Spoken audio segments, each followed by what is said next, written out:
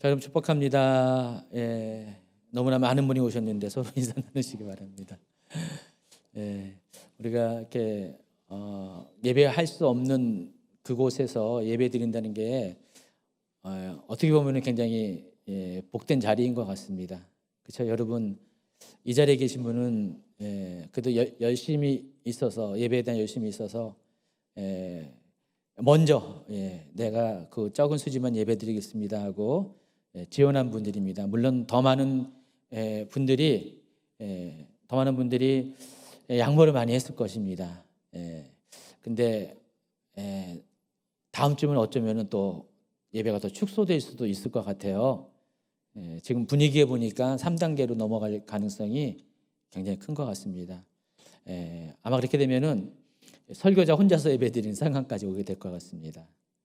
물론 구름과 같은 천사들이 여기 꽉 지키고 있겠지만은 그 상황까지 안 왔으면 참 좋겠지만은 또 혹시 그 상황이 되더라도 여러분은 이렇게 최선을 다해서 있는 곳에서 예배를 드리면서 그 열정을 하나님께 올려드리면서 하나님 다시 예배 문이 열리길 바랍니다. 꼭 이렇게 중보하시기 바랍니다. 한국이 지금 위기 상황이죠. 여러 가지 면에서 사회적인 혼란도 있고 또 국가적인 어떤 부담들도 많이 있지만은 그러나 이때 우리가 더 정결하게 우리 자신을 점검하고 또 이때야말로 우리 교회가 온전하게 깨끗하게 거듭나는 아주 전환의 시기가 될 줄 믿습니다. 하나님은 옥석을 가리는 이 시기에 여러분을 알곡으로 초대하고 있습니다. 어느 누구도 가라지나 쭉정이가 되지 않기를 다시 한번 예수님을 부탁드립니다. 자, 오늘 말씀은 창세기 26장 12, 13절과 마태복음 13장 19절부터 23절까지 말씀을 가지고 하나님 나라의 재정 원리 세 번째 시리즈 설교입니다. 오늘 제목은 백배의 복을 받는 셈입니다. 여러분 제목부터가 좀 기대가 됩니까? 100배래 하나님이 나에게 100배를 주신다고. 100배의 축복을 하나님이 여러분에게 약속하셨어요. 그렇기 때문에 오늘 제가 성경 말씀을 나누는 거거든요. 성경에 이렇게 쓰여져 있습니다. 그리고 그것을 여러분에게 구체적으로 증명해 드릴 것입니다. 그래서 오늘 말씀을 잘 듣고 또 여러분 앞에 소화해서 정말 말씀 그대로 여러분이 하나님이 여러분에게 주시겠다고 약속한 100배의 축복을 받는 여러분 되기를 예수님 축복합니다. 자, 오늘 본문 중에 하나인 창세기 26장에 보면은 아브라함 아들 이삭이 블레셋에 속한 그랄 땅에서 농사를 지었다는 이야기가 나옵니다. 자, 그런데 그 해에 농사를 지었는데 무려 100배의 결실을 거두어들였다고 했습니다. 그리고 하나님께서 복을 주시어 마침내 거부가 되었다는 이야기가 기록되어 있습니다. 한번 이 부분을 읽도록 하겠습니다. 창세기 26장 1절과 12, 13절을 연속해서 읽습니다. 아브라함 때에 첫 흉년이 들었더니 그 땅에 또 흉년이 들매 이삭이 그랄로 가서 블레셋 왕 아비멜렉에게 이르렀더니 이삭이 그 땅에서 농사하여 그의 100배나 얻었고 여호와께서 복을 주심으로 그 사람이 창대하고 왕성하여 마침내 거부가 되어. 자, 오늘 이 말씀을 가지고 제 말씀을 전하는데 본격적인 이야기에 앞서서 오늘 말씀의 상황적인 배경에 대해서 좀 설명을 해드리도록 하겠습니다. 잠시라는 단어는 사용하지 않겠어요. 아까 해봤더니 잠시가 아니고 거의 절반이 가깝더라고요. 그래서 절반 정도 설명해 드리도록 하겠습니다. 여러분이 잘 알고 있듯이 이삭은 아브라함의 후계자입니다. 그래서 하나님께서 약속의 씨로 주신 아들이었습니다. 자, 여기서 약속은 창세기 15장에 구체적으로 나와 있는데 창세기 15장 4절 5절을 한번 읽겠습니다. 여호와의 말씀이 그에게 임하여 이르시되 그 사람이 내 상속자가 아니라 내 몸에서 날 자가 내 상속자가 되리라 하시고 그를 이끌고 밖으로 나가 이르시되 하늘을 우러러 무뼈를 셀 수 있나 보라. 또 그에게 이르시되 내 자손이 이와 같으리라. 자, 이처럼 이삭은 하나님께서 아브라함에게 약속하신 내 자손이 하늘의 별과 같으리라. 또 내 몸에서 날 자가 내 상속자가 되리라 라고 하신 언약을 완성시켜야 될 주인공이었습니다. 그래서 하나님께서는 이삭이 하나님의 자녀로서 약속의 자녀로서 합당한 자격을 갖춘 사람으로 준비할 수 있도록 특별한 훈련들을 허락하십니다. 그 중에 하나가 자신을 둘러싼 환경 가운데서도 끝까지 하나님을 신뢰하는 믿음의 사람으로 키워나가는 것입니다. 오늘 본문에서는 이삭을 연단시키기 위해서 하나님께서 어떻게 그를 훈련의 장소로 내모셨는가에 대한 이야기가 나와 있습니다. 하나님은 환경적인 시험을 통해서 이삭을 훈련시켰는데 오늘 그 환경적인 시험이 흉년이었습니다. 기근이었습니다. 자, 그런데 창세기 보면은요, 이삭만 흉년을 당한 거 아니었어요. 오늘 본문에도 나와 있지만은 26장 1절에도 나와 있지만은 이 흉년은 먼저는 아브라함 때도 있었습니다. 그리고 이삭의 아들 야곱의 시대에도 흉년이 있었습니다. 창세기에는 모두 3번에 걸친 큰 흉년을 소개하고 있습니다.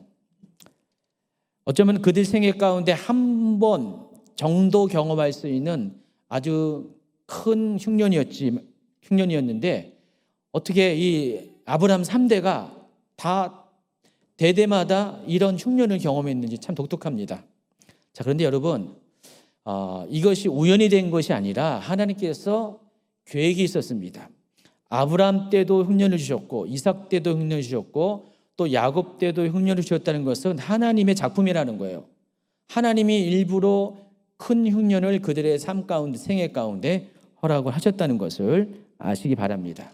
그래서 우리가 알아야 될 것은 하나님의 약속을 받은 자, 하나님의 언약을 성취하는 자의 삶 가운데는 그 약속을 성취하는 과정 중에 흉년과 같은 환경적인 고난을 반드시 통과해야 되는 것입니다. 그래서 하나님의 사람으로 훈련될 때는요, 흉년은 필수 코스예요. 그래서 여러분, 소명을 감당할 수 있는 사람으로 준비될 수 있기 위해서는 반드시 이러한 과정을 겪어야 된다는 것을 여러분이 먼저 아시기 바랍니다. 자, 아브라함의 경우는 창세기 12장 9절과 10절에 나와 있는데 이와 같은 상황 가운데 흉년을 경험했습니다. 읽어볼까요? 아브라함은 또 길을 떠나 줄곧 남쪽으로 가서 네겝에 이르렀다. 그 땅에 기근이 들었다. 그 기근이 너무 심해서 아브라함은 이집트에서 얼마 동안 몸부쳐서 살려고 그리로 내려갔다. 이번엔 야곱 때의 일입니다. 창세기 41장 56절 57절입니다. 온 지면에 기근이 있음에 요셉이 모든 창고를 열고 애굽 백성에게 팔세 애굽 땅에 기근이 심하며 각국 백성도 양식을 사려고 애굽으로 들어와 요셉에게 이르렀으니 기근이 온 세상에 심함이었더라. 그래서 당시 상황에서 기근은 하나님께서 약속의 자녀들, 약속을 성취시키는 주인공인 하나님의 사람들에게 그들을 연단시키기 위해서 만든 최적화된 훈련 프로그램이라는 것입니다. 그래서 하나님께서는 어느 누구도 피할 수 없는 환경적인 조건 가운데 그런 상황 가운데서도 과연 그 사람이 그럼에도 불구하고 하나님을 신뢰하는가? 하나님께서 말씀하신 그 약속의 말씀을 끝까지 순종하는가를 테스트하기 위해서 피할 수 없는 이 환경적인 고난을, 연단을, 시험을 허락하셨다는 것입니다. 자, 오늘 본문에는 아브라함 때문에 천 흉년이 들었는데 그 땅에 또 흉년이 들었다는 말로 시작합니다. 자, 여기서 언급한 아브라함 때의 이야기가 창세기 12장 전체에 걸쳐서 기록이 되어 있습니다. 자, 그런데 이때는 아브라함이 하나님으로부터 약속의 땅에 대한 소명을 받아서 이제 막 가나안 땅에 들어온 지 얼마 되지 않은 시점이었어요. 여러분, 하나님께서 아브라함을 몇 세에 부르셨죠? 75세에 불렀습니다.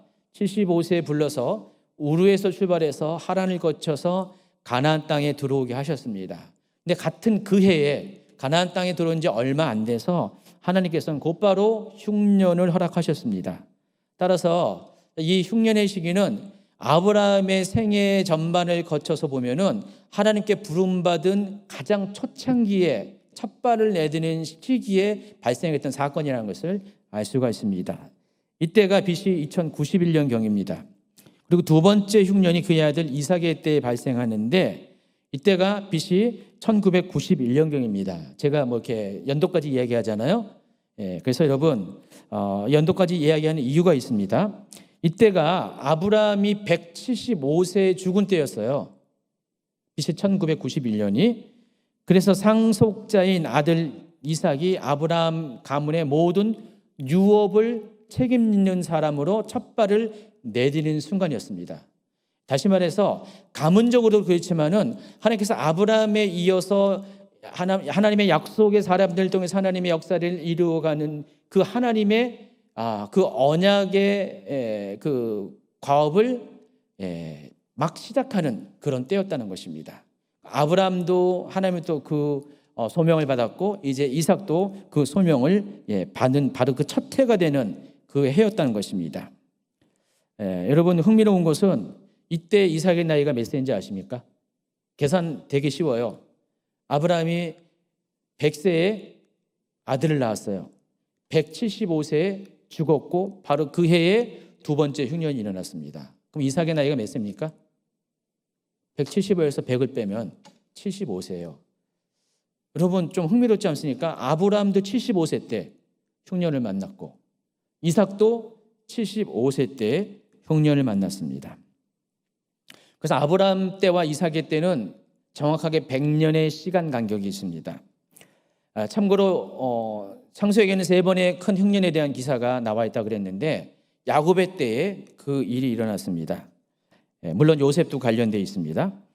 야곱의 때에 일어난 세 번째 흉년은요, 요셉이 이집트의 총리가 된 요셉의 나이 30세인 BC 1885년경에 세 번째 흉년이 발생했습니다. 자, 그때부터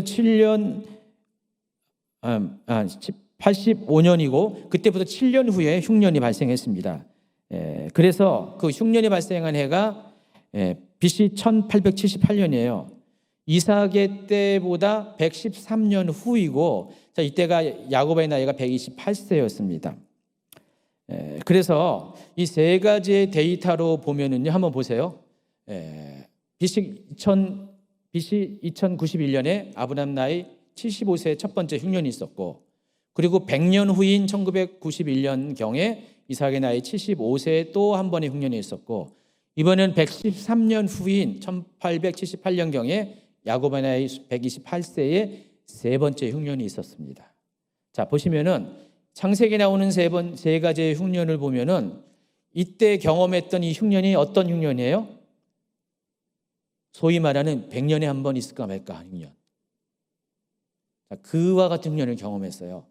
여러분, 우리가 우선 뭐 대지진이 일어났다, 대흉년이 일어났다, 큰 태풍이 일어났다, 우리가 보통 그렇게 말하잖아요. 아주 가장 강한 것을 100년에 한 번 있을까 말까 하는 그런 사건, 그런 식으로 표현하잖아요. 지금 이삭이 경험한 이 흉년은 바로 그와 같은 성격의 사건이라는 것입니다. 굉장히 힘들고 어려운 환경적인 고난에 들어갔음을 의미한다는 것입니다. 자, 그런데 흥미로운 것, 재미있는 것은 아브라함과 이삭이 겪은 각각의 흉년은 여러 면에서 비슷한 점을 갖고 있어요. 이미 소개한 것처럼 아브라함과 이삭의 나이 동일하게 75세에 이런 일이 있었다는 것, 더군다나 100년에 한 번 있을까 말까 하는 큰 흉년을 경험했다는 것. 두 번째, 아브라함도 그렇고 이삭도 그렇고 마찬가지로 하나님한테 소명을 받아서 그 소명의 길을 떠나는 그 초기 여정 가운데 이 일이 일어났다는 것. 공통점이 있죠? 그리고 세 번째 또 공통점이 있습니다. 이번에는 훈련의 장소인데 아브라함도 그렇고 이삭도 그렇고 기근을 만난 장소가 똑같아요. 성경에는 남방 땅이라고 부르기도 하고 네게브라고 표현한 바로 이스라엘 남부의 네게브 지역에서 있을 때 그런 일이 발생했다라는 것입니다. 여러분, 네게브 지역이 어디냐면은 지도를 보시면은 이스라엘 지도의 맨 아랫부분 역삼각형 모양으로 된 그런 깔때기처럼 생긴 이 지역이 네게브 지역입니다. 이스라엘 전국토의 현재 기준으로 한 60%를 차지하고 있고요. 거의 못 쓰는 버려진 땅입니다. 한번 보세요. 이런 땅입니다. 여기가 네게브 지역입니다. 지형적으로 굉장히 험한 지역도 많고요. 대부분이 그렇게 황토빛에 건조하고 척박한 돌이 많은 그런 광야지대입니다. 자, 이곳은 1년의 강수량이 그래도 브엘세바 지역 네게브의 입구 쪽에 해당하는 것은 한 200에서 300mm 정도의 비가 내린다고 합니다. 밑으로 내려갈수록 강수량이 점점점 줄어들어서 150, 200 정도밖에 안 됩니다.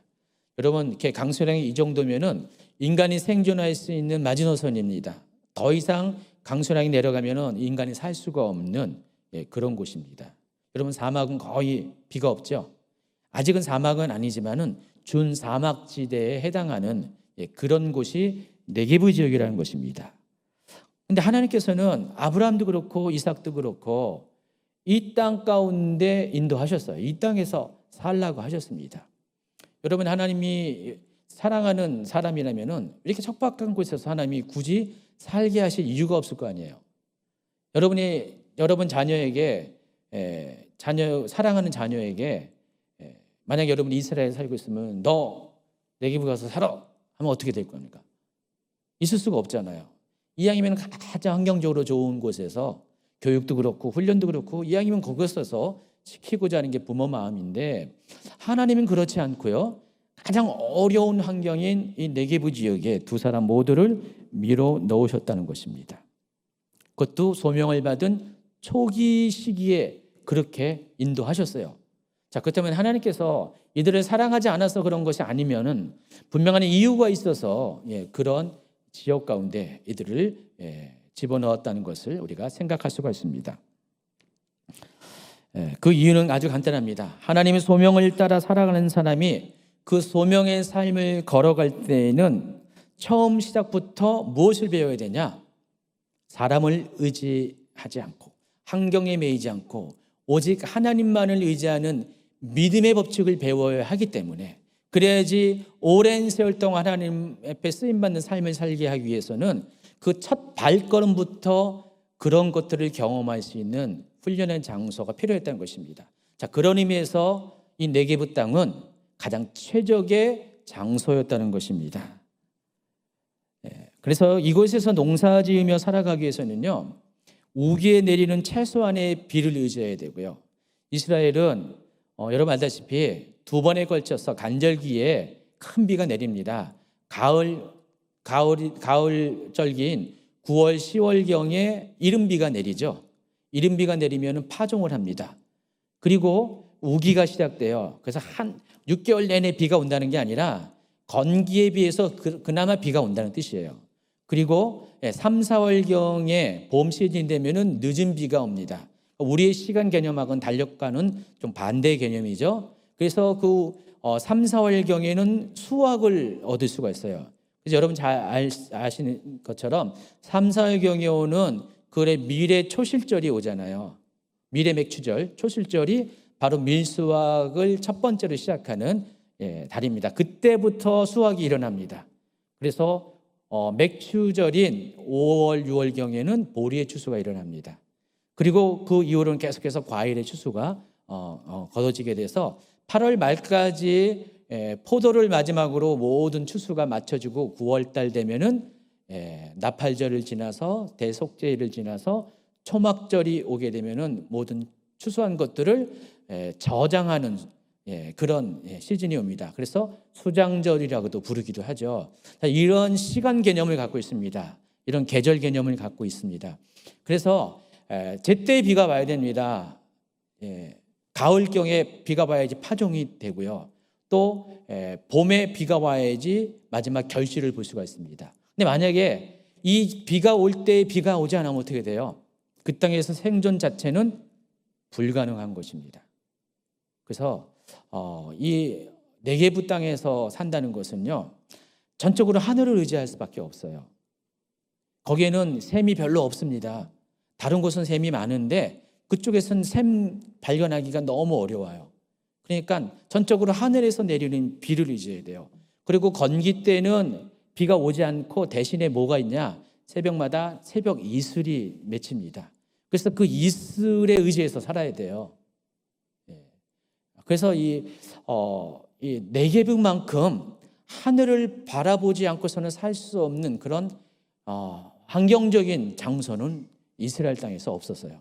그래서 하나님께서는 아브라함도 그렇고 이삭도 그렇고 그 네게브 땅에 보내서 오직 하늘만 바라보고 하나님만 의지할 수 있는 법을 배우기 위해서 삶으로 겪어내게 하기 위해서 그 땅으로 보냈다는 것입니다. 그래서 여러분, 아브라함도 그렇고 이삭도 그렇고 모든 믿음의 사람들에게 공통적으로 나타나는 현상이 하나님께서 그를 사용하시고 그를 세우시고자 훈련시키는 초창기에는요, 자, 이런 기근의 땅의 삶을 경험하게 합니다. 인생의 기근을 경험하게 한다는 것입니다. 저 또한 마찬가지로 경험을 했습니다. 저희도 네게브 땅에서 좀 한동안 살았죠, 그렇죠? 네게브 땅에서 살면서 하늘을 바라보는 법을 배웠다는 것입니다. 그리고 마침내 하나님께서 그곳에 사는 사람들이 가장 두려워하는 흉년을 경험하게 했습니다. 그래서 여러분, 하나님께서 믿음의 사람을 훈련시키는 첫 번째 방식은 경제적 기근을 통해 하나님 말씀을 순종하는가 그렇지 않은가를 테스트하는 그런 의미에서 그 흉년을 허락했다는 것입니다. 자, 그런데 또 다른 관점에서 이 흉년을 바라본다면요, 인생의 기근이야말로 하나님을 경험하고 믿음의 사람으로 인정받을 수 있는 가장 최선의 기회라는 것, 가장 좋은 기회라는 것을 여러분이 아시기 바랍니다. 그것이 만약 경제적 기근이 만약 나를 연단시키기 위한 하나님의 하늘로부터 오는 시험, 하나님이 허락한 시험이라면은 도키마저라고 배웠죠. 그것이 만약에 도키마저가 분명하다면은 그 시험은 나로 하여금 하나님의 복을 받게 하는 통로가 된다는 것입니다. 하나님의 은혜를 받게 되는 수단이 된다는 것입니다.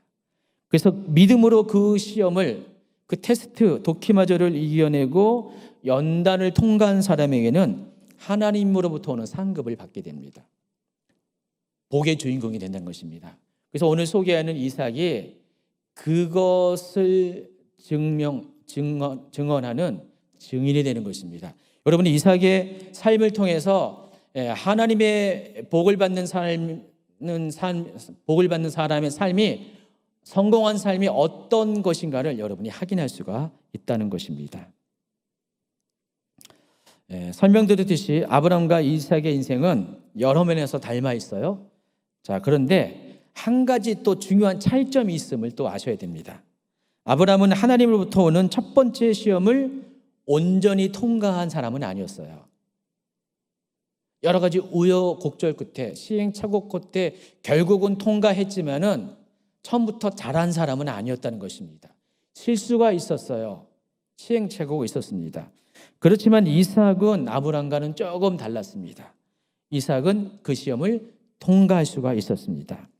그래서 아브라함과 이삭의 차이점이 무엇인가를 알아보아야 됩니다. 자, 그 이야기가 창세기 26장에 나와 있습니다. 먼저 이삭이 거주하던 네게브 지역에 흉년이 들게 되자 이삭은 그것을 벗어나 다른 곳으로 이동하려고 자신의 계획을 세웠습니다. 그래서 이삭이 간 곳이 지도에서 보시면은 어디입니까? 그랄 지방으로 갔습니다. 여러분, 여기 브엘라 헤로이는 이삭이 거주했던 곳이고요. 브엘세바는 아브라함이 거주했던 곳입니다. 이삭이 결혼해가지고 분가를 했는데 아버지 아브라함은 브엘세바에 있었는데 브엘라 헤로이로 내려왔습니다. 여기서 그 훈련의 초창기를 보내게 됩니다. 자, 그런데 이 그랄 땅은요, 어디에 속한 지역이냐면은 블레셋에 속한 지역입니다. 여러분이 알고 있는 블레셋은 굉장히 좀 안 좋은 민족이죠. 이스라엘을 대적하는 민족인데 이때까지만 해도 이 블레셋은 그런 관계는 아니었습니다.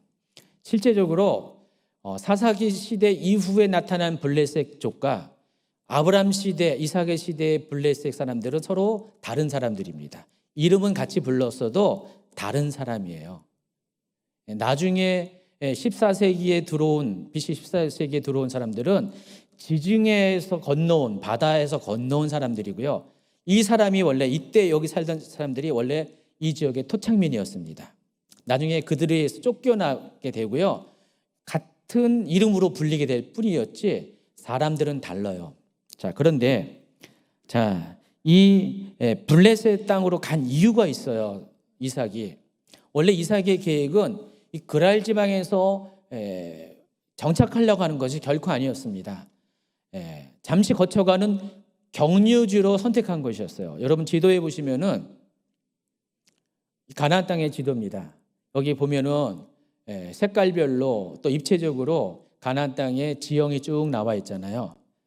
지금 브엘세바에서 좀 밑에 내려가는 데가 브엘라 헤로이가 있는데 이삭이 거기 살다가 원래 이집트로 가는 게 이삭의 계획이었어요. 아버지 아브라함도 그렇게 그 길을 택했거든요. 그 방법을 택했어요.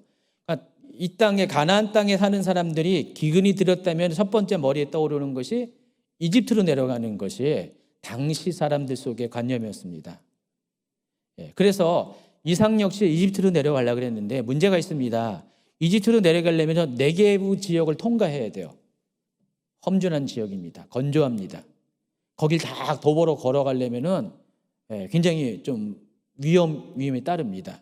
그래서 당시에는요, 이집트로 내려가는 길이 한 가지가 있었는데 저 지중 해변을 따라서 내려가는 해변길이 당시의 국제도로였습니다. 요즘식으로 말하면 고속도로였습니다. 그래서 여러분 편한 길로 가는 게 당연하죠. 그래서 먼저는 서진을 해서 지중해 쪽으로 나아가서 거기에 해변을 따라서 이집트로 가려고 하는 것이 이삭의 계획이었어요. 그래서 잠시 경유지로 그랄 지방에 머물렀던 것입니다. 자, 그런데 그때 하나님께서 나타나셔서 하나님의 계획을 가르쳐 주시는 것입니다. 그래서 하나님께서 26장 2절에 이렇게 말씀하십니다. 같이 있습니다. 여호와께서 이삭에게 나타나 이르시되 애굽으로 내려가지 말고 내가 내게 지시하는 땅에 거주하라 그랬습니다. 그 땅이 어디죠? 바로 지금 머물고 있는 그랄 땅이고요. 넓게는 그랄 땅을 포함한 가나안 땅 전체를 가리킵니다. 핵심은 이겁니다. 내 아버지 아브라함이 그런 것처럼 흉년이 들었다고 해서 이집트로 내려가지 말고 바로 이 땅에, 이 경계 안에 머물고 있으라는 것입니다. 그리하면 3절에 보면은 하나님께서 그에 대한 보상을 해줄 것을 약속하십니다. 같이 있습니다. 이 땅에 거류하면 내가 너와 함께 있어 내게 복을 주고 내가 이 모든 땅을 너와 내 자손에게 주리라. 내가 내 아버지 아브라함에게 맹세한 것을 이루어 내 자손은 하늘의 별과 같이 번성하게 하며 이 모든 땅을 내 자손에게 주리니 내 자손으로 말미암아 천하 만민이 복을 얻으리라. 그리고 이삭은 이 하나님의 명령과 약속을 순종하여 그랄 땅에 머물게 됩니다. 그리고 순종의 결과 이삭은 하나님의 약속대로 그 땅에서 복을 받게 되는데 그 내용이 12, 13절입니다. 한 번 더 있습니다. 이삭이 그 땅에서 농사하여 그의 100배나 얻었고 여호와께서 복을 주심으로 그 사람이 창대하고 왕성하여 마침내 거부가 되었다 그랬습니다. 자, 여기까지가 배경 설명이고요. 저는 오늘 이 말씀을 토대로 해서 오늘 설교의 주제인 하나님의 재정 원리에 대해서 말씀드리고자 합니다. 이미 저는 2번에 걸쳐서 하나님의 재정 원리에 대해서 소개를 했습니다. 고린도 후서의 말씀을 가지고 설명을 드렸습니다. 자, 그런데 여러분이 한 가지 기억할 게 있습니다. 그 모든 하나님의 재정 원리의 공통점은 심는 것과 관련되어 있다는 것을 여러분 기억하실 것입니다. 근데 오늘 내용도 심는 것과 관련되어 있어요. 하나님 나라의 재정은 심는 것이 상당히 중요하다는 사실을 아시기 바랍니다. 그래서 오늘 말씀을 한마디로 결론적으로 정리해서 이야기하면은 하나님께서 심으하신 땅에 심으라는 것입니다. 더 정확히 말하면은 하나님께서 복 주시겠다고 약속하신 땅이 있어요. 그래서 그 땅에 심으라는 것입니다. 그리하면은 100배의 축복을 받게 된다는 것입니다. 이게 오늘 말씀의 핵심이라는 것을 아시기 바랍니다. 자, 오늘 본문 내용을 자세히 살펴보면은 이삭이 머문 그랄 땅은 이삭이 원래 살고 있던 네게부 지역과는 상황이 약간은 다른 것 같습니다. 말씀드린 것처럼 네게부는 특별히 브엘라 헤로이 같은 지역은 네게부에서 좀 안으로 깊숙이 들어가는 지역이기 때문에 브엘세바보다 더 척박한 곳이었습니다. 거기서는 비가 안 오면은 방법이 없다고 그랬죠. 하늘에서 비가 안 오면은 물을 얻을 방법이 전혀 없습니다. 자, 그런데 그랄 땅은 좀 달라요. 원래 이 그랄 땅은요, 1년 평균 강수량이 이스라엘에서 가장 많은 지역 중에 하나입니다. 이 해변가에 그 블레셋 민족들이 전통적으로 살고 있는 지역이 가장 이스라엘 땅에서 살기 좋은 지역이에요. 강수량도 1년에 우리나라 비슷하게 옵니다. 1000mm 이상 옵니다. 샘도 많이 있습니다. 땅도 굉장히 좋습니다. 상대적으로 가나안 땅 전체에 기근이 들었다 할지라도 그 땅은 조금 나았던 것 같아요. 물도 구할 수가 있고. 그래서 이삭은 그곳에 도착해서 농사를 짓게 되었습니다. 농사를 지었다는 것은 적어도 1년을 머물겠다는 작심이 있는 거잖아요. 잠깐 거쳐가는 것이 아니에요. 그래서 농사를 지었는데 14, 15절에 보니까 한번 읽겠습니다. 양과 소가 때를 이루고 종이 심이 많으므로 블레셋 사람이 그를 시기하여 그 아버지 아브람 때 그 아버지의 종들이 판 모든 우물을 막고 흙으로 메었더라 그랬습니다. 14절에 보면 블레셋 사람들이 그를 시기했다 그랬습니다. 시기한 이유가 있어요. 그들 입장에 보면은 이삭은 굴러 들어온 돌이잖아요. 지금보다 훨씬 공동체성이 강해서 외부 사람들에 대해서 배타적인 그 시대 상황 가운데 이삭은 굴러 들어온 돌이었습니다. 그런데 그 이삭이 농사를 지었는데 무려 100배의 소득을 받았다는 것입니다. 그리고 목축을 해도 너무 잘 돼. 시기할 만하잖아요. 우리는 똑같은 땅에 농사를 졌는데 우리는 그와 같지 않은데, 아니 저 인간은 뭐야? 그거예요. 아니 뭘 믿고 저렇게 농사져도 잘 되고 왜 이렇게 하는 일마다 잘 돼? 하면 처음에는 그러려니 했다가 너무 잘 되면은 시기할 수밖에 없습니다. 보태준 건 없지만 왠지 내가 빼앗긴 것 같은 느낌이 들어요. 빼앗긴 것도 아니잖아요. 빼앗긴 것 같은 느낌입니다. 누가 옆에 잘 되면은 시기할 수밖에 없어요. 근데 그들의 블레셋 사람들의 마음을 충분히 이해할 수가 있습니다. 그 당시에 그 농사를 지면은요, 씨앗을 하나 뿌리면은 몇 배 소득을 얻는지가 여러분이 좀 아셔야 됩니다. 제가 그것을 이해하기 전에 요즘 기준으로 한번 제가 설명을 하겠습니다. 요즘도 농사를 짓게 되면은요, 수확률을 따져요. 과학적으로 그것을 따집니다. 보통 여러분 벽씨 하나를 심잖아요. 그러면 요즘 시대에 몇 배 정도가 수확되는지 아십니까? 최소한 30배에서 70배입니다. 벽씨 하나를 심으면 30에서 70배의 수확량을 얻을 수 있어요. 그게 이제 현대농법의 데이터입니다. 가장 많이 이렇게 수확을 얻은 데이터가 지리산에 있는 좋은 땅에 씨를 심었는데 어느 연구소에서 발표한 겁니다. 100배의 수확을 얻었습니다. 성경 말씀처럼 100배. 근데 당시에 그 이삭이 심은 씨앗은 벽씨가 아니었어요. 밀가루였죠. 밀이었죠, 밀. 그땐 다 밀농사였잖아요. 이스라엘은 지금도 벼농사 없습니다. 밀농사, 보리농사밖에 없어요. 그러니까 중동 지역은 밀 아니면 보리입니다. 벼농사가 없어요. 그래서 밀농사의 경우는 벼농사보다 수확이 더 작대요.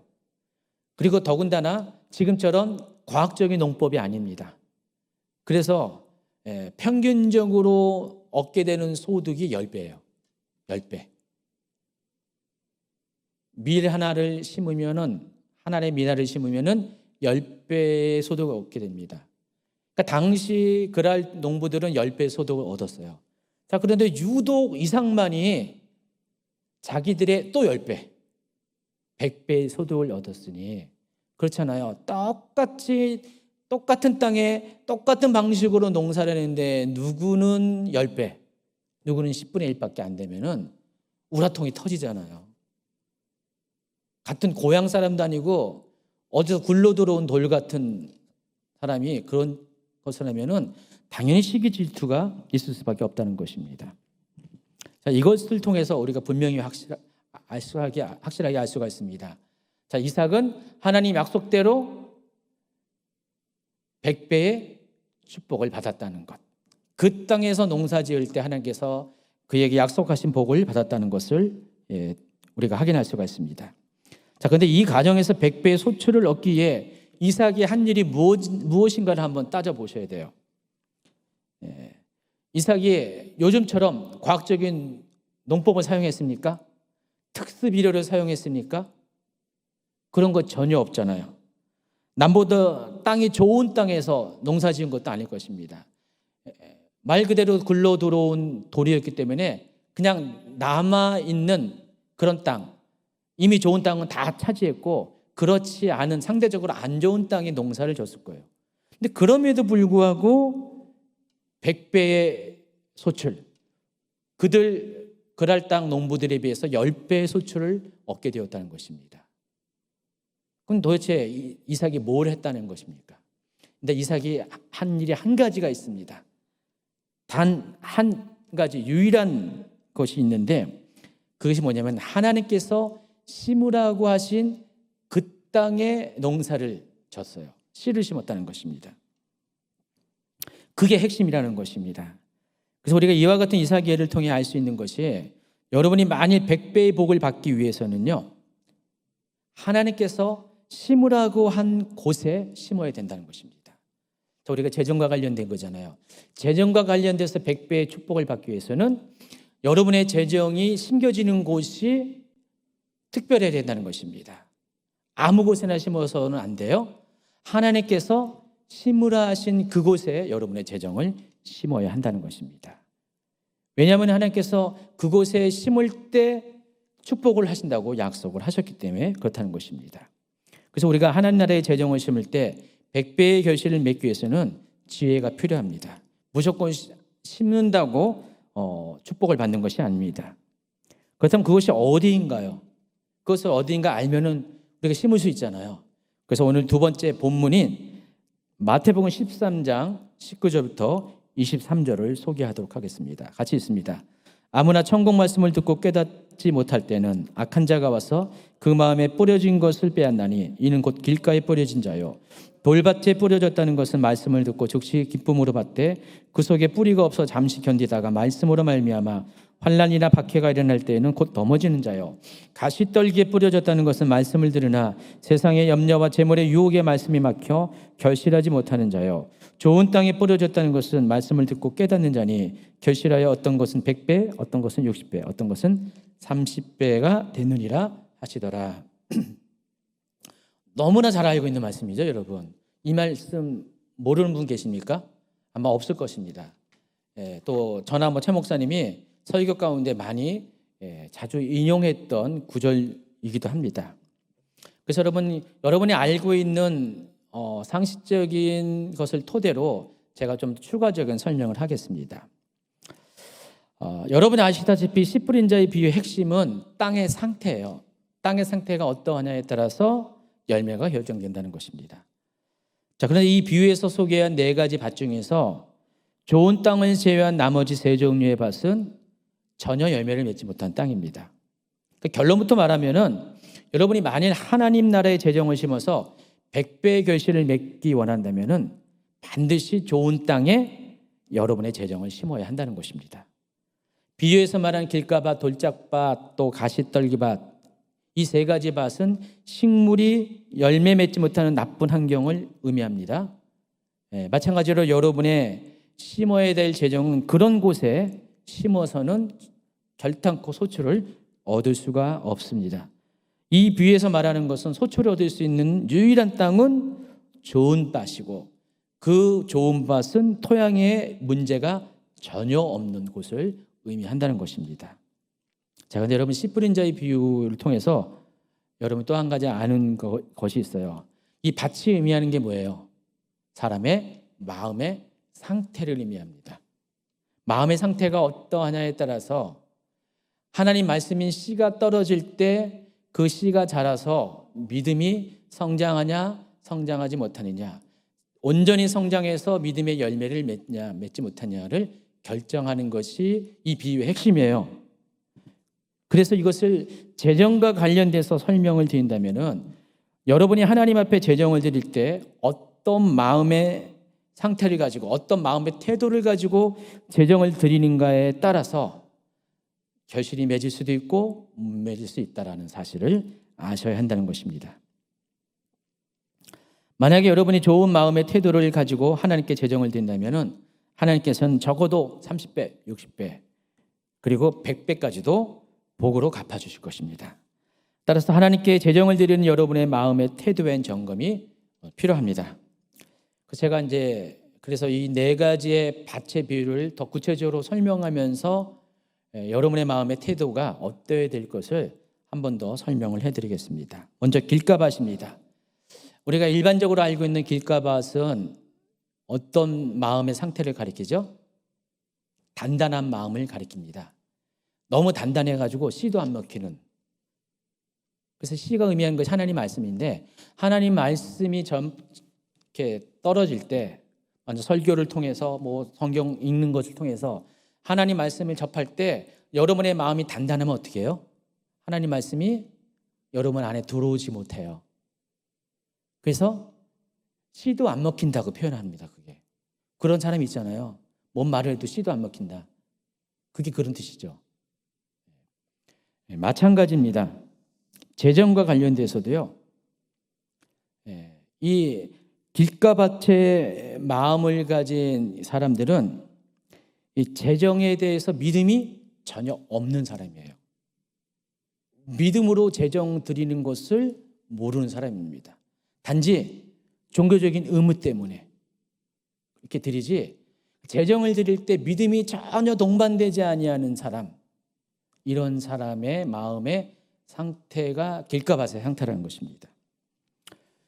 이런 마음으로 여러분 하나님께 재물을 드리지도 않겠지만 혹 드린다 할지라도 이런 사람의 마음은 하나님이 받을 수가 없습니다. 마음이 실려져 있지 않기 때문에, 마음이 전혀 표현되지 않기 때문에 이런 마음을 받을 수가 없다는 것입니다. 믿음으로 드리지 않는 헌금은 하나님께서 절대로 연락하지 않습니다. 그 액수가 작고 많고 간에 아무리 큰 액수를 드린다 할지라도 여러분이 하나님께 재정을 10억 원을 헌금을 했습니다. 근데 믿음이 전혀 없이 그냥 그렇게 할 수도 있어요. 어떤 상황 가운데 하나님은 그 재정을 액수가 아무리 크다 할지라도 받지 않으신다는 것입니다. 그래서 하나님 나라의 재정을 심는 사람은 재물과 함께 먼저 마음의 중심을 드려야 합니다. 믿음으로 드려야 됩니다. 마음으로부터 우러나오는 정성스러운 태도를 먼저 드려야 한다는 것입니다. 과거 여러분이 이렇게 어린 시절에 부모님으로부터 신앙교육을 받은 분들 기억할 겁니다.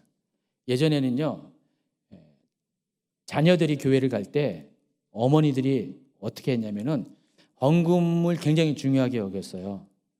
그래서 새돈을 헌금을 드릴 수 있도록 은행에서 미리 새돈을 바꿔놓습니다. 헌돈 줄게, 새돈 달라 해가지고 은행 가서 이렇게 새돈을 바꿔가지고 이렇게 주죠. 그게 안 되면 어떻게 됩니까?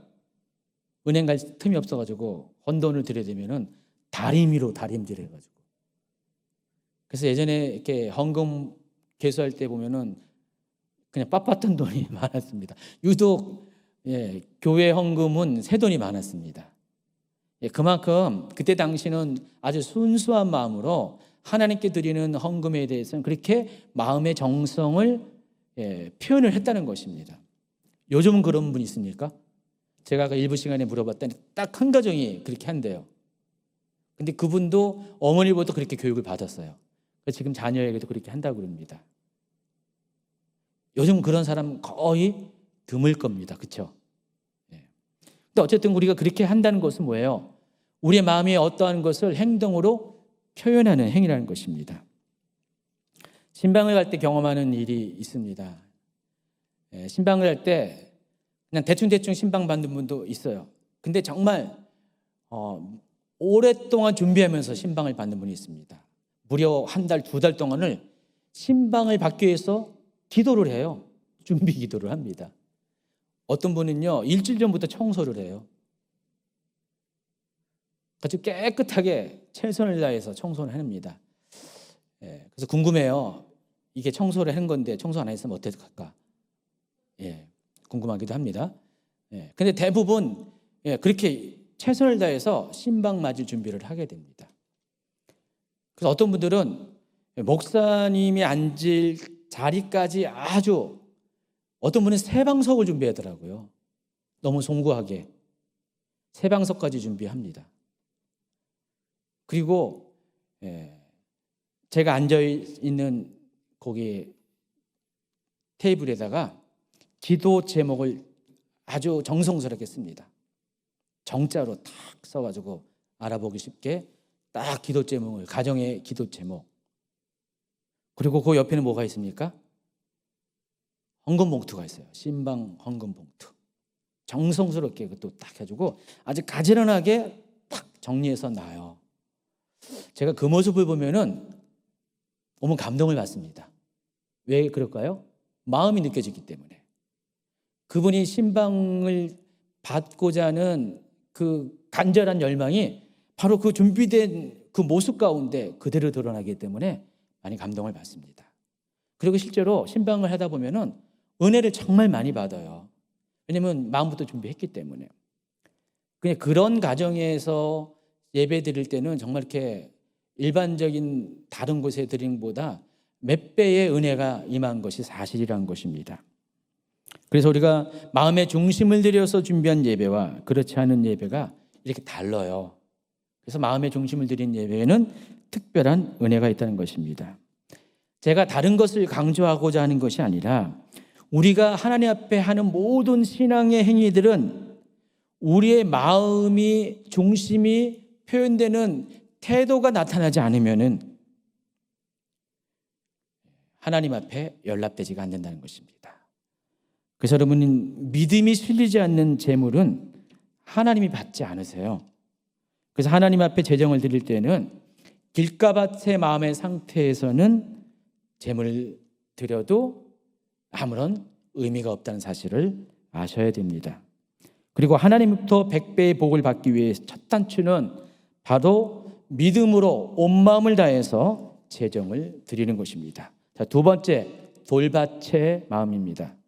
일반적으로 우리가 돌밭이 의미하는 것이 마음 안에 있는 상처를 의미하죠.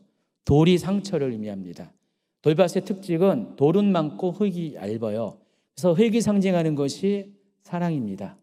사랑은 적고 돌이 상처는 많은 그런 밭. 그래서 길가밭과 달리 씨는 먹혀요. 땅엔 들어가긴 들어가는데 돌에 막혀서 뿌리가 깊지 않습니다. 그래서 싹은 났는데 얼마 못 가서 뜨거운 햇빛이 비춰지면은 버티지 못하고 죽어버리죠. 그게 돌밭의 문제입니다. 우리 신앙생활 하시는 분 중에서 이 문제를 가진 사람이 제일 많아요. 교회마다. 이 상처를 갖고 계신 분들이 교회에 가장 많습니다. 비중으로 따지면은. 그리고 그래서 이런 사람들이 주로 교회로 옮겨 다녀요. 이쪽 교회 왔다가 상처받았다. 저쪽 교회 가고요. 돌고 돌아서 어떤 분은 그 동네에 있는 교회는 다 탐방해. 한 번 예배 드린 게 아니라 몇 달씩 예배 드리면서 웬만하면 다 가봐. 문제는 자기 마음밭이 문제인데 꼭 항상 교회에서 문제를 찾아요. 그게 상처난 마음인데 오늘 재정과 관련돼서 이 상처난 마음을 가진 밭은 무엇을 의미하는지 똑같아요. 상처와 관련되어 있습니다. 재정과 관련된 상처를 갖고 있습니다. 어떤 분들은요, 재정과 관련해서 교회에서 상처를 많이 받습니다. 일반적인 교회는 목사님들이 재정에 대해서 이야기할 때는 그분들이 하나님의 축복을 받아야 되기 때문에 꼭 필요한 그런 때에 필요한 내용의 설교를 많이 해요. 근데 어떤 교회는 예배 때마다 재정을 강조하는 교회가 있긴 해요. 그것을 또 축복과 저주와 연결시켜가지고 마치 재정 헌금을 안 하면 저주받고 헌금을 하면 축복을 왕창 받는 그런 굉장히 이분법적으로 이야기를 합니다. 더군다나 거기 그치는 것이 아니라 재정과 관련해서 교회가 여러 가지 어떤 문제들이 인간적인 육적인 문제들이 많이 발생하는 교회들이 있잖아요. 사역자가 특별히 재정과 관련돼서 문제를 일으켰다. 그러면 어김없이 그 교회 성도들은 재정과 관련된 상처를 받게 됩니다. 교회를 떠나옵니다. 다른 곳에 가서 신앙생활을 하는데 그 상처가 그대로 남아 있어요. 치유되지 않았기 때문에. 그래서 다른 곳에서 재정과 관련된 이야기를 설교 가운데 듣게 됐다. 그러면 발끈합니다. 그리고 밑에 깔려있던 쓴뿌리가 스물스물 올라옵니다. 가라앉았던 꾸정물이 막 이렇게 혼탁해지기 시작합니다. 막 분노하고 짜증나고 그런 일이 생깁니다. 아니 내가 그것 때문에 상처받아가지고 떠났는데 아니 여기서도 그래? 실은 그분이 올 때가 1년 중에 한 번 재정 설교하는 건데 참 희한하죠? 예, 그럴 때 이렇게 와가지고 나한테 들으라고 하는 말이라고 오해를 하고 착각을 해가지고 스스로 상처를 받습니다. 여러분 이런 분 많이 있습니다. 어떤 분은요 하나님께 받은 게 없어. 아무리 따져도 나는 받은 게 없어. 맨날 드리기만 했지 나는 받은 게 없어. 그래서 하나님이 나한테 인색하게 했다고 스스로 상처를 받아요. 아니 옆에 분들은 받은 게 많은 것 같은데 여러 가지 재정 관련 초자연적인 축복들을 많이 받았는데 왜 하나님은 나만 왕따 하셔? 왜 나만 열애시켜? 하면서 하나님이 자기를 미워한다고 생각해요. 그래서 하나님에 대한 상처가 많아요. 하나님에 대한 원망이 많습니다. 그래서 재정 얘기만 하면은 이분도 역시 그 아픈 상처를 탁 건드는 그런 반응을 합니다. 펄쩍 뜁니다. 그리고 불만을 토로하고요. 원망을 하고요. 그런 분이 있습니다. 헌금을 하긴 해요. 근데 굉장히 인색하게 합니다. 하나님이 나한테 인색하게 하니까 나도 하나님께 인색하게 해. 그래요. 그래서 여러분 어떤 분은 11조를 하는데 몇십, 몇만, 몇천, 몇백, 몇십, 몇원까지 그렇게 하시는 분이 있습니다. 물론 11조를 온전히 하라고 그래가지고 정확하게 하시는 분, 그런 분 빼고요. 그러니까 하나님에 대한 마음의 여유가 전혀 없어가지고 그렇게 아주 인색하게 하는 분이 있습니다. 여러분 보통 어때요? 일반적인 사람들은 어때요? 반올림 해죠. 보통은 만 단위로 하지 않습니까? 안 그래요? 10만 단위로 해요? 저는 이제 보통 만 단위를 합니다. 1,000원까지는 안 가고 만 단위로 보통 합니다. 그래서 끊어가지고 반올림 해가지고 헌금을 하게 돼요. 반올림도 아니죠. 50% 이하는 깎는 건 아니잖아요. 반올림도 아니고 완전히 1원이라도 올라가면 그렇게 하잖아요. 보통은 우리가 그렇게 보통 하잖아요. 하나님 앞에 그런 너그러움이 있는데 이런 분들은 하나님 앞에 야박합니다. 다 상처 때문에 그래요. 하나님 나한테 무슨 게 뭐가 있어요? 하면서 이 11조도 율법적으로 생각해요. 이 11조를 통해서 하나님이 나를 축복한다는 그 생각이 아니라 내가 하나님의 축복을 받아야 될 것을 누린다는 그 생각이 아니라 이것을 하면은 마치 투자처럼 생각합니다. 그런 분들이 있다는 것입니다. 고린도후서 9장 7절 말씀입니다. 각각 그 마음에 정한 대로 할 것이요 인색함으로나 억지로 하지 말지니 하나님은 즐겨내는 자를 사랑하시느니라. 하나님은 억지로 드리는 재정 안 받습니다. 이런 분들은 태도를 바꿔야 됩니다. 상처받았다는 생각의 올무에서 스스로를 자유롭게 하셔야 됩니다. 설사 내가 하나님으로부터 재정의 기적을 경험하지 않았다 할지라도 하나님과 나와의 관계 안에서 그 순수한 관계 안에서 내가 드려야 될 것을 감사하는 마음으로 드려야 된다는 것입니다. 여러분 평생에 그런 놀라운 체험을 안 한다 할지라도 그것 때문에 여러분 마음에 슬퍼하거나 상처받지 말고 그냥 여러분이 해야 될 것들을 하시면은 때가 되면은 언젠가는 하나님께서 여러분에게도 그런 축복들을 허락하시게 된다는 것입니다. 세 번째가 가시떨기밭의 비유인데 아시다시피 가시떨기밭이 의미한 것은 마음속에 있는 두 가지 생각, 두 마음을 의미합니다. 재정과도 관련돼서도 똑같아요.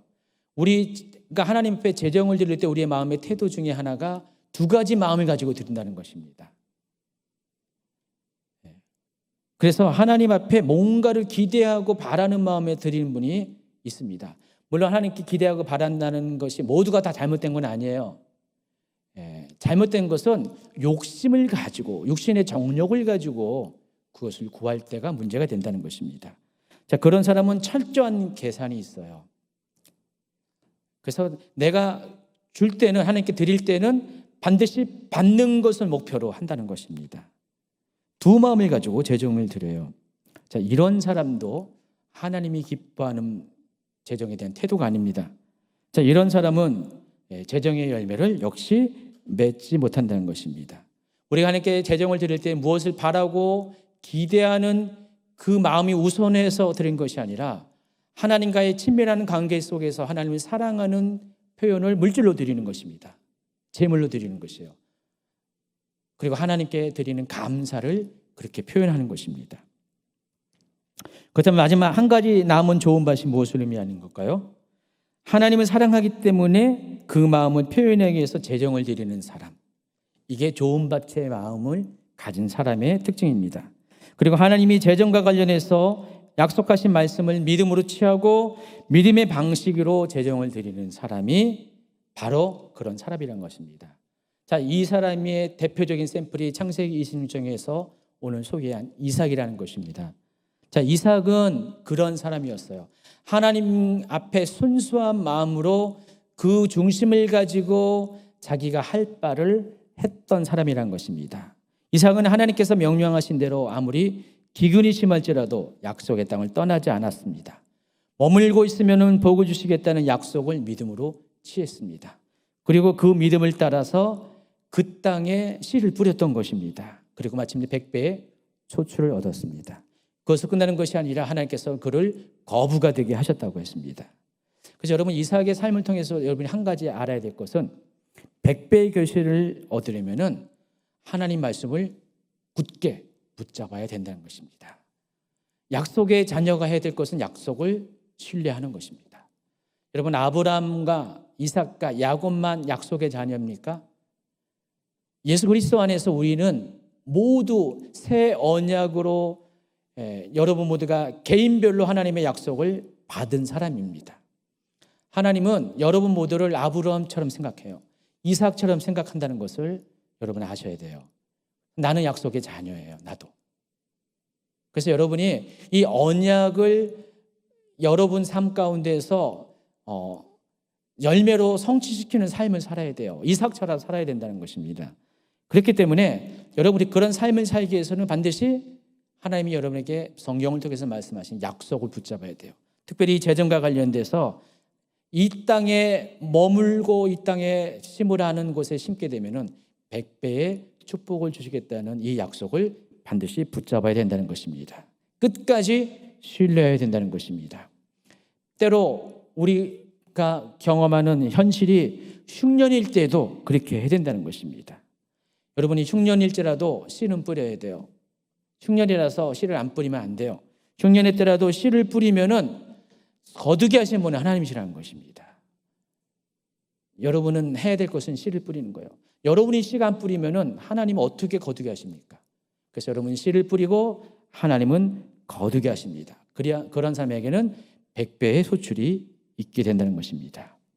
요즘같이 코로나로 인해서 많은 사람들이 삶이 피폐해지고 특별히 재정적으로 많이 어려워하고 있습니다. 많은 분들이 재정의 감소로 인해서 어려운 시간을 보내고 있는데 다른 사람들은 다 기근의 시즌에 들어갔는데 어떤 사람은 오히려 역주행하는 사람이 있어요. 여러분, 역주행이라는 말이 유행하잖아요. 요즘 때가 다 지났는데 이제 와서 주목받는 게 역주행이라고 하잖아요. 옛날에 불렀던 노래인데 이제 와서 인기 끌고 막 그런 거 역주행이라고 하잖아요. 다른 사람들은 전부 다 지금 이 코로나에서 힘들고 어려운 시대를 보내는데 어떤 사람은 역주행하는 사람이 있다니까요. 다른 모든 그랄 사람들은 기근으로 해서 힘들어하고 적은 소출에 쩔쩔매고 있는데 이상만큼은 100배의 소출을 얻었어요. 그런 사람이 있다니까요. 근데 그런 사람의 유일한 그런 장점, 특징, 어려운 것이 아닙니다. 하나님이 심으라고 하는 그 땅에 씨를 심었을 때 그와 같은 역주행의 축복이 일어나게 된다는 것입니다. 그렇기 때문에 인생의 흉년이야말로 그와 같이 일하시는 하나님의 기적을 경험할 때입니다. 여러분이 누구인가가 확인될 때예요. 지금이야말로. 남들은 정말로 농사짓기를 포기하고 혼란스러워하는 이때 여러분 좋은 땅을 찾아서 그 좋은 땅에 여러분의 재정을 심으시기 바랍니다. 하나님이 심으라 하신 곳에 재정의 씨를 심어서 여러분이 심는 거는 씨밖에 없어요. 많은 걸 심으라는 게 아니라 그것이 아니라 하나님이 축복을 주시고자 하는 그 씨를 종자를 심으라는 것입니다. 그러면 하나님께서 좋은 땅에 심는 자에게는 반드시 오늘 성경 말씀 그대로 100배의 결실을 맺게 하는 축복이 임할 것입니다. 자, 그런 역사를 경험하는 여러분 되기를 예수님 축원합니다. 아멘.